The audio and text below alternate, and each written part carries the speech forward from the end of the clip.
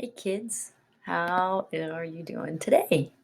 I am making this video as I sit in St. Michael's Airbnb here on my anniversary weekend. So I hope you appreciate that I am thinking about all of you this weekend. All right, so our next topic is quadric surfaces. I mean, I'm still going to say quadratic surfaces. I don't know why they call them quadric. Anyway, look at that devastating equation, right? Oh my gosh. Right? So it's a second degree equation in 3 variables. So it may be, I know certainly in AAF, we talk a little bit about when we do conic sections, but it's only in 2D. So we talk about the quadratic surfaces. So maybe that's why they call them quadric here in 3D. I don't know. But notice that the highest degree on any exponent is squared. And then there are linear components as you move down here, where you've got x to the first, y to the first, z to the first. And then you've got your rotational terms here. So this is a picture of the the only ones that you have to know their name of, and the most common ones we're going to be working with. And honestly, this one here is called a saddle more commonly. For obvious reasons. I hope you can see that it looks like a saddle. We actually won't do a whole lot with that in our problems.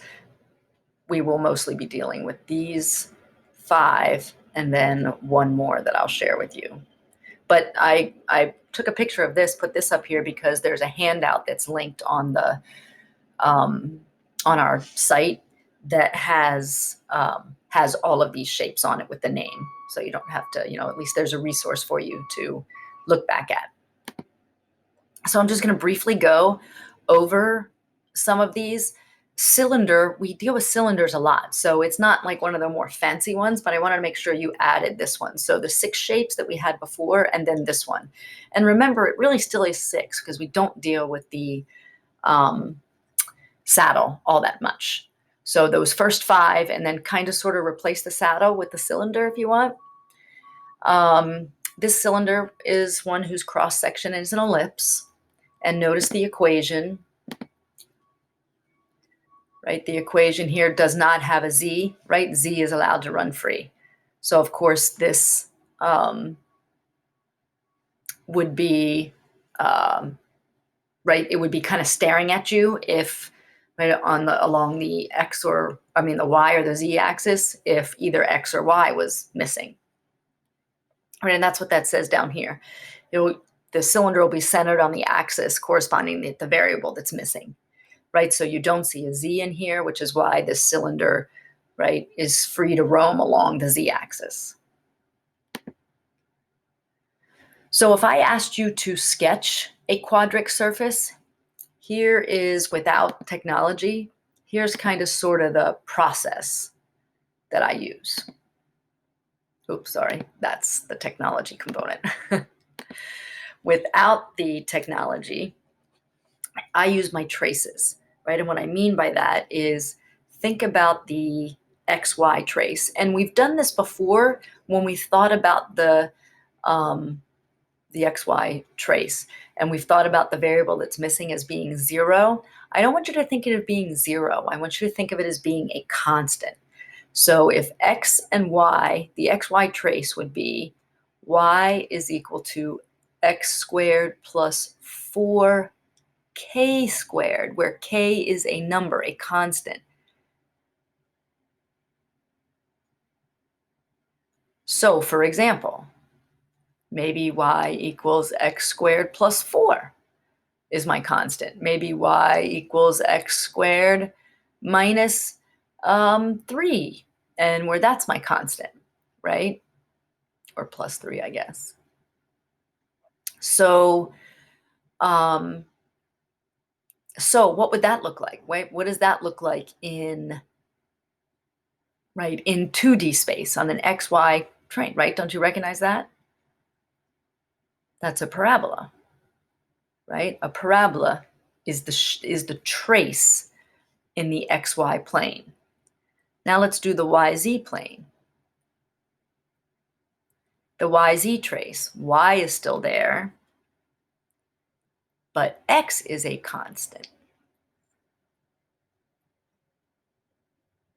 So for example, y is equal to 4 plus 4z squared, or y is equal to 9 plus 4z squared. What is that shape, right? Where y is equal to a constant plus something squared. Isn't that also a parabola? And then finally, how about the xz trace? Oops, sorry. The xz trace means y is a constant, right?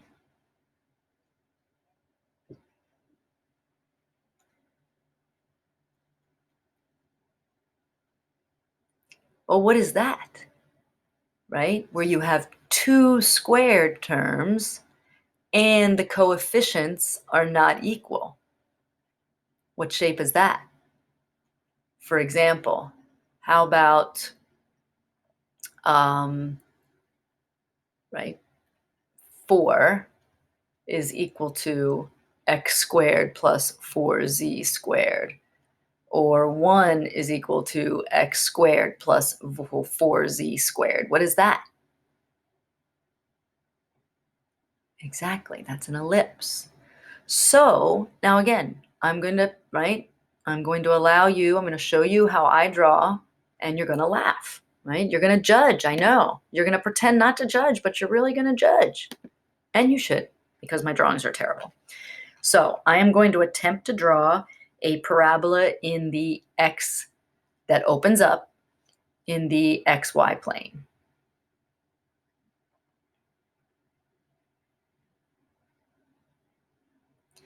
Then I'm going to attempt to draw a parabola in the yz plane.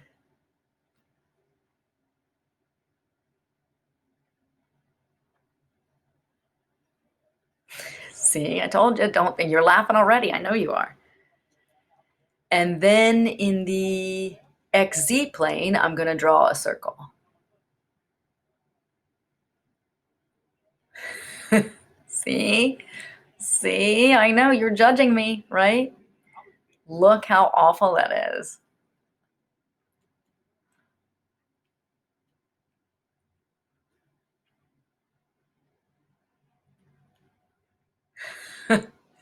You can do a much better job than I am sure. So let me show you how this looks with technology. Oops, sorry.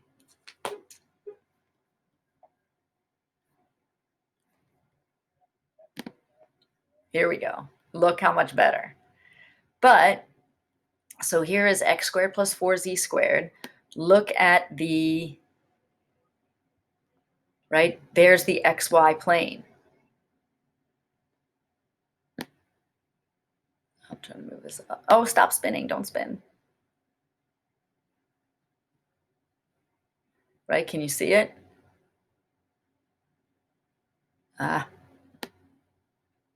Now look at the parabola in the, right, there's the parabola when you're looking where at the z-axis, right? The z-axis is gone. Here's the parabola. Not doing so good. What is that though? Right, do you see when I make the y, when I'm looking at through the y-axis, right, as if y was a constant, there's my ellipse. Z is a constant looking, right? You don't see z, you see a parabola.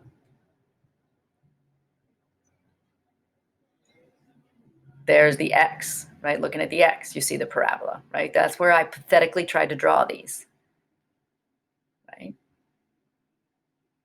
So if you look at that shape, right, that handout back there, right? Well, that is, right, the paraboloid.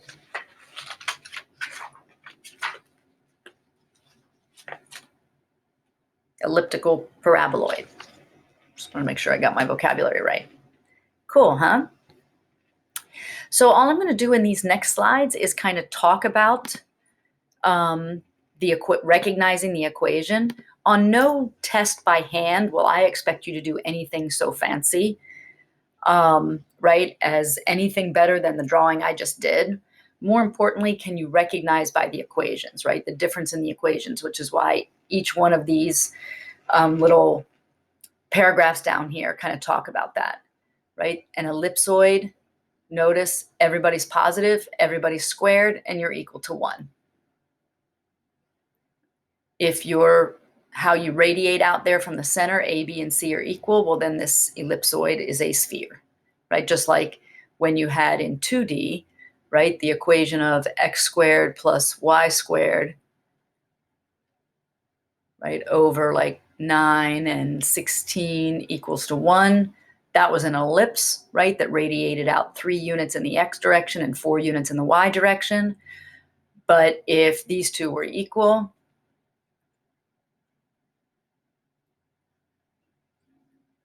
you could multiply both sides by 9 and get the equation of the circle, right? So it's the same idea in 3D. And again, as it says down here, these things don't have to be centered at the origin, but we generally, as we're sketching these, we generally always do from the origin. It's just makes our math a little nicer, a little easier. There's the cone. Notice the difference about the cone is that you've got one squared term on one side of the equation all by itself. And that is the axis that the cone would be, right, circling, if you will. Right, so Z is over here by itself. So you see that the cone kind of, right, circles around the Z-axis. Right, so all you have to do is move one of the variables to the other side to get it to circle around the y-axis. Right, you would just take this term, right, it would be on the other side, and the Z would be, right, it would be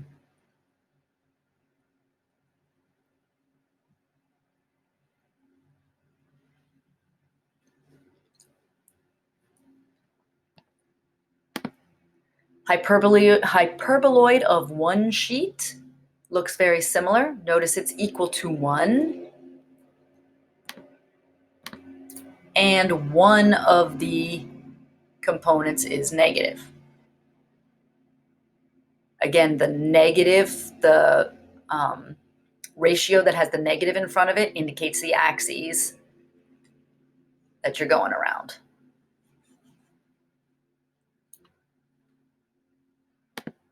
Two sheets just means it's broken there in the middle. And how it gets broken in the middle is that 2 of the ratios are negative instead of 1. And this time it is the ratio that has the different sign that is the axis that you're centered around.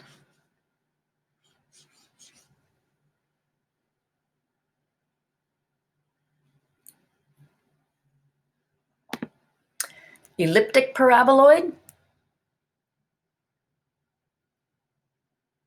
right, looks like this.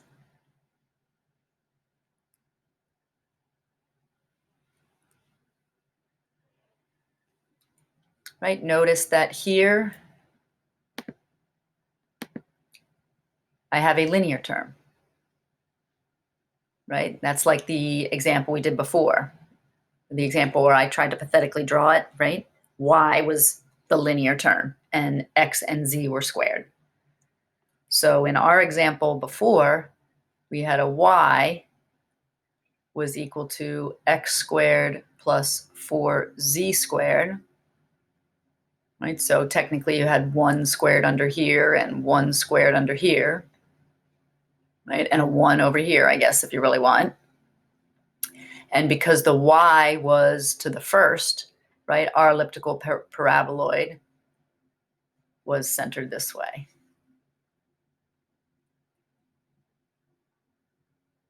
Right, around the y. So whatever variable is to the first would be the axis that your paraboloid opens up along.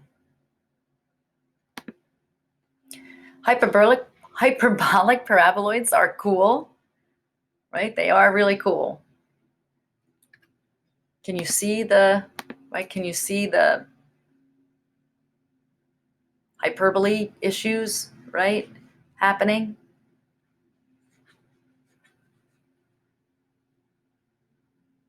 They're vaguely saddle shaped. And here again, you have a linear term, but the other two ratios have a minus sign in between them, just like we did in 2D, right? The difference between x squared over 9 plus y squared over 16, that was an ellipse, but this was a hyperbola, right? So very similar situation here, except you've got three variables, and the minus sign tells you you have the hyperbolic paraboloid.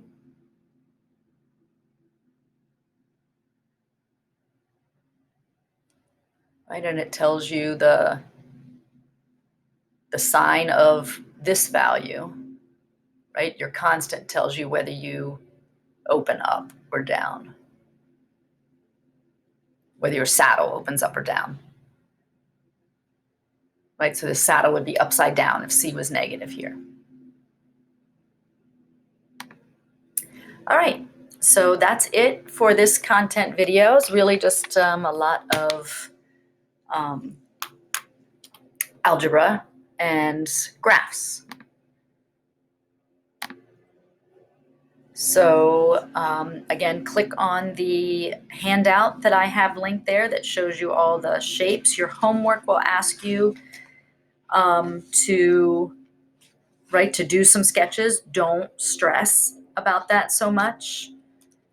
Right, but it asks you to do some algebra with identifying some of the sheets, and then asks you to do some matching. Number 31 is kind of gross, but I think you'll be fine.